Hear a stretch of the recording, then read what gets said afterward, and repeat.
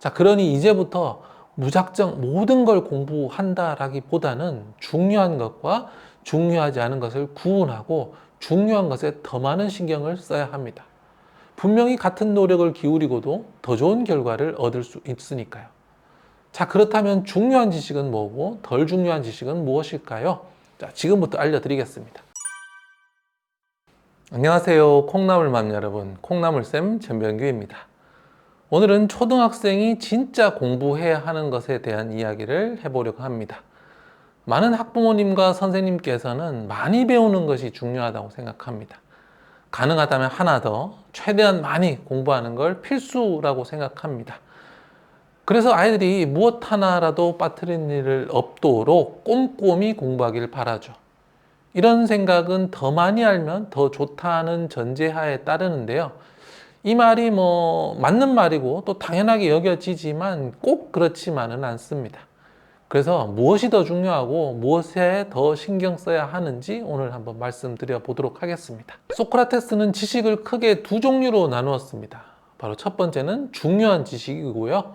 두 번째는 사소한 지식이었습니다. 그러니까 지식에는 중요한 지식이 있고 덜 중요한 지식이 있다라는 건데요. 소크라테스는 도덕이나 윤리처럼 어떻게 살아야 하는 것인가에 대한 답을 주는 지식을 중요하다라고 했고요. 그리고 그 외에 삶의 지혜를 주지 않는 지식은 모두 사소하다고 했습니다. 어떻게 살 것인지 알려주는 지식 당연히 중요하겠죠. 무엇보다 삶이 가장 중요하니까요. 그런데 현대사회에서 이렇게 는 사실 좀 어렵죠. 2500년 전에 이런 잣대를 지금 그대로 적용하기는 무리가 있으니까요. 그런데요, 무엇이 중요하냐 안 하냐는 시대에 따라 조금씩 달라질 수 있는데 지식에는 중요한 지식도 있고 덜 중요하고 사소한 지식도 있다. 그 생각은 여전히 유효합니다. 그리고 이 생각은 매우 중요하죠. 제가 교사로서 아이들을 가르치면서 많이 느꼈던 것 중 하나가 뭐냐면 선생님과 부모님들이 중요한 지식과 덜 중요한 지식을 구분하지 않는다라는 사실입니다. 어떤 지식이 중요하고 어떤 지식이 중요하지 않은지 구분하지 않고 모든 지식을 거의 동등하게 취급을 하고 있더라는 겁니다. 만약에 우리에게 주어진 시간 그리고 에너지가 무한하다. 그러면 이런 태도도 괜찮습니다. 시간과 에너지가 무한하니까 모든 지식을 빠짐없이 공부하면 되죠. 그런데 문제가 뭐죠? 현실에서는 우리 시간과 에너지가 유한하다는 겁니다. 하루는 24시간으로 일정해서 더 이상 늘릴 수가 없습니다. 아이들은 성장해 버리죠. 또 하루에 사용할 수 있는 에너지의 양도 일정해서 하나를 많이 공부하고 나면 다른 공부를 하기에 또 지칩니다. 이처럼 시간과 에너지가 유한한 상황에서 모든 지식을 동등하게 대한다는 것은 중요한 것에 그만큼 더 신경을 쓰지 못한다는 겁니다. 사소한 지식까지 모두 하느라 오히려 중요한 지식을 놓치고 있다는 이야기죠. 만약에 빌 게이츠처럼 돈이 거의 무한에 가깝다. 그럼 모든 물건을 사버리면 되죠. 그럼 선택의 고민이 필요 없는데 우리가 돈이 일정하니까 모든 것을 살 수 없고 선택을 해야 하잖아요. 하나를 사면 다른 하나를 못 사는 거니까. 이것이 너무나 당연한 이치인데 공부에서는 이런 이치를 모두들 모른다는 겁니다. 그렇게 되면 좋은 선택을 할 수 없겠죠. 돈이 있는데 막 눈에 보이는 거 아무거나 사버리면 정작 나에게 진짜 필요하고 도움이 되는 물건을 살 수 없는 법이니까요. 그래서 공부를 할 때는 항상 무엇이 더 중요하고 무엇이 덜 중요한지를 판단해야 됩니다. 그랬을 때 우리 시간과 에너지를 가장 효율적으로 사용할 수 있으니까요. 자, 그러니 이제부터 무작정 모든 걸 공부한다라기보다는 중요한 것과 중요하지 않은 것을 구분하고 중요한 것에 더 많은 신경을 써야 합니다. 분명히 같은 노력을 기울이고도 더 좋은 결과를 얻을 수 있으니까요. 자, 그렇다면 중요한 지식은 뭐고 덜 중요한 지식은 무엇일까요? 자, 지금부터 알려드리겠습니다. 중요한 지식은 크게 두 가지로 볼 수 있습니다. 바로 핵심 개념과 원리입니다. 자, 첫 번째 핵심 개념은 교과서에 나오는 수많은 개념들 중에서 가장 중요하고 핵심적인 개념입니다. 그 이외에 일반적이고 세부적인 개념들이 있겠죠. 그래서 핵심 개념이란 전체를 이해하는 데 필수적이고 내용 전체를 관통하는 가장 중요한 중심 아이디어라고 보면 됩니다. 예를 들어서 국어에서 뭐 상징이다, 갈등이다, 수학에서 뭐 비율, 함수, 사회에서 민주주의, 수요와 공급, 과학에서는 에너지와 진화, 이런 것들 핵심 개념이죠. 여기서부터 이제 구체적인 지식, 일반적인 개념들이 파생되어 나오기 시작합니다. 예를 들어서 사회에서 보면 민주주의라는 핵심 개념이 있죠. 그리고 이 민주주의라는 핵심 개념에서 연결되는 하위 개념들이 있는데 파생돼서 어떤 것들이 나오느냐? 삼권 분립, 투표, 참정권 같은 것들이 나옵니다. 이런 삼권 분립, 투표, 참정권 이런 것들은 결국에는 민주주의라는 핵심 개념이 존재하기 때문에 거기에서 파생되어 나오는 하위 개념들이거든요. 그래서 이 상권 분립, 투표, 참정권처럼 파생되고 구체적인 이런 개념들은 민주주의라는 개념을 잘 이해하지 않으면 안 되는 거예요. 왜냐하면 모두 다 속해 있으니까. 또 국어에서 상징이라는 개념이 핵심 개념이죠. 그러면 이 상징이라는 핵심 개념을 통해서 구체적인 사례들이 여러 나옵니다. 예를 들어서 김소월의 진달래꽃에서 진달래꽃은 무엇을 상징하느냐? 네, 바로 자기 희생적이고 헌신적인 사랑을 지닌 그런 여인을 뜻하죠. 여기서 보다시피 상징이라는 핵심 개념이 있고 이 상징이 여러 문학에서 구체적으로 발현되는 거거든요. 그러면 아이들은 상징이라는 개념을 이해하는데 더 집중해야 할까요? 아니면 진달래꽃의 의미를 학습하는데 더 집중해야 할까요? 네, 상징이라는 개념 자체를 이해를 하는데 더 집중해야 됩니다. 왜냐하면 상징이 핵심 개념이고 그리고 그 예가 파생되어 나오는 거기 때문이죠. 이건 수학에서도 마찬가지입니다. 곱셈이라는 연산을 수행하는 것보다도 곱셈이라는 개념이 뭔지 그 자체를 이해하는데 더 초점을 둬야 합니다.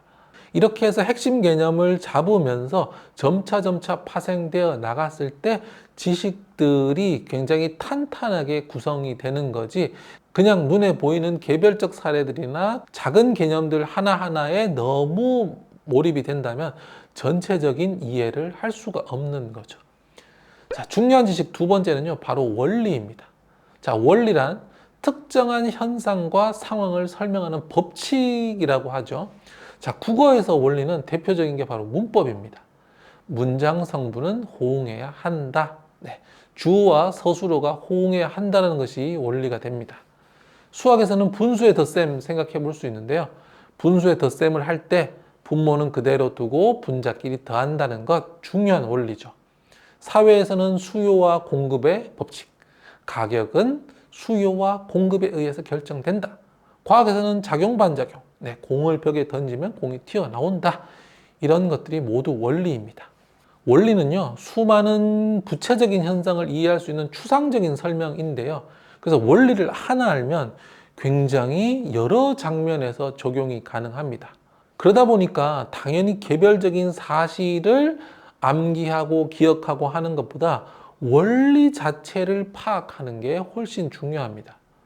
국어에서 이 문장이 옳다, 저 문장이 그르다, 이렇게 개별적인 문장을 갖고 그거를 외우는 것이 아니라 문장은 여러 요소로 구성되면서 이 구성 요소들이 서로 어울리는 것이 중요하다라는 원리, 네, 이것을 학습하고 그에 따라서 다양한 문장이 호응이 되는지 안 되는지를 판단을 해봐야 하는 거죠.